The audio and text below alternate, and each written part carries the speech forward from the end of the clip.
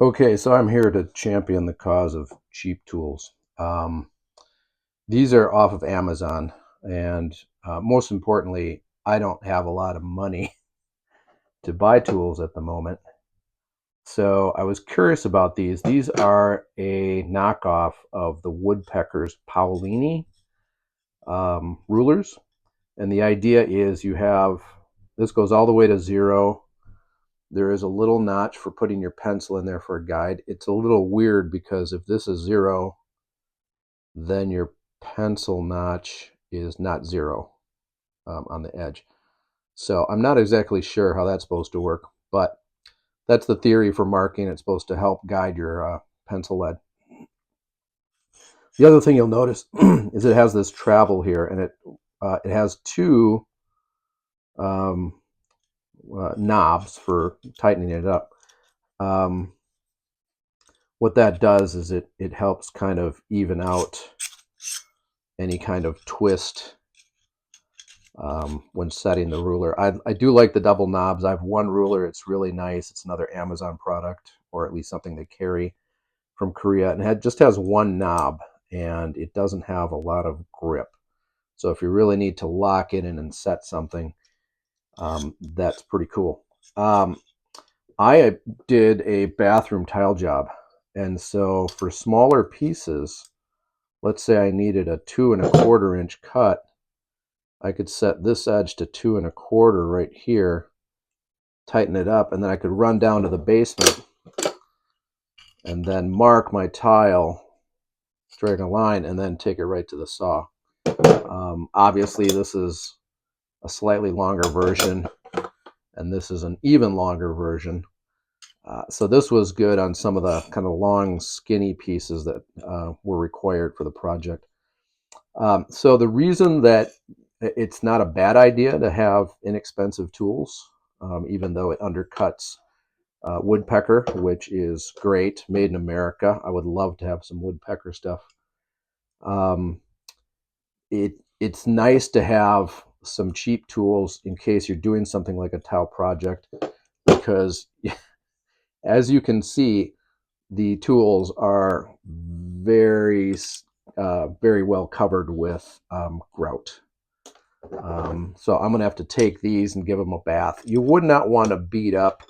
You don't want to drag your nice woodpecker over an abrasive surface like this that might scratch off some of the markings or give you some weird lines and scratches. Um, so there is a reason to have cheap tools, is because sometimes some projects are just kind of rough and dumb, and you don't want to beat up your really nice tools. It's kind of like having a chisel you can stick into a board that may or may not have nails in it. So other than that, I've been really happy with these. I use the little one a ton. Like I said, if you need to kind of set a measurement, you need something that's going to be 3 inches or two, let's say 2½. Just run it over. Like I said, you've got a physical. There's a bit of a foot here, and so you've got a way to just kind of connect it like a speed square for people that do framing on houses. They have what's called a speed square. It's just a triangle, but it has a lip, so it just hooks there, and then when you draw it, you know you've got a nice solid connection to make your mark. So just wanted to share this. I'll show you the tile project. It was a lot of work, but the tile is all on the wall now. And so thanks to these guys, they were some real heroes in the project. We did actually just take this part off and use this as just a regular ruler. Again, these are from Amazon. They weren't that much money. I want to say it was like 25 bucks for the 3-pack. They threw in a ruler. Both sides are marked. There's a little bit of a metric scale here on the edge. I like to say these are finished in what I call rip-off red, because it's almost identical to the Woodpecker tools. The quality isn't exactly the same, but they got the job done. So that's the trio that helped out, and this is the project.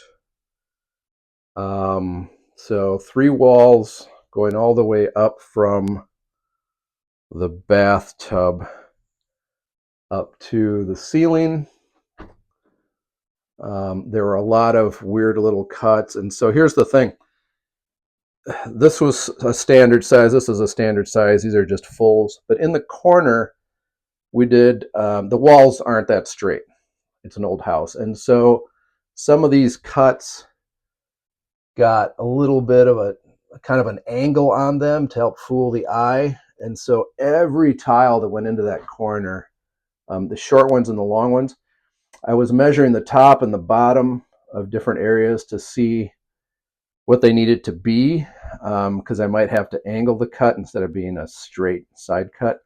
And so all these were set, but these were custom cut, and that took forever running up and down into the basement. And that's where kind of coming up with a measurement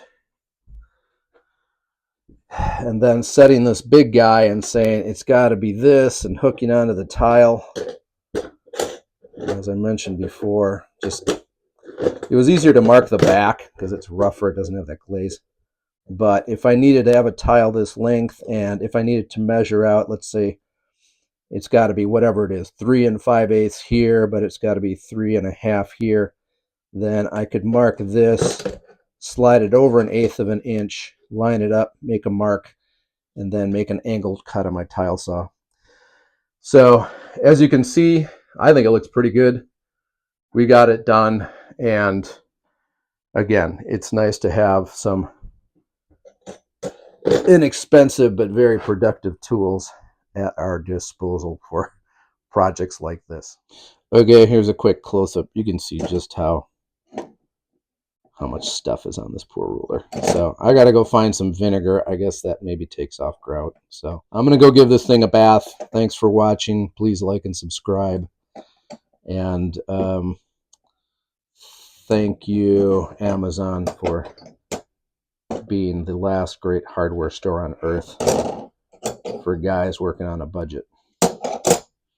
Cheers.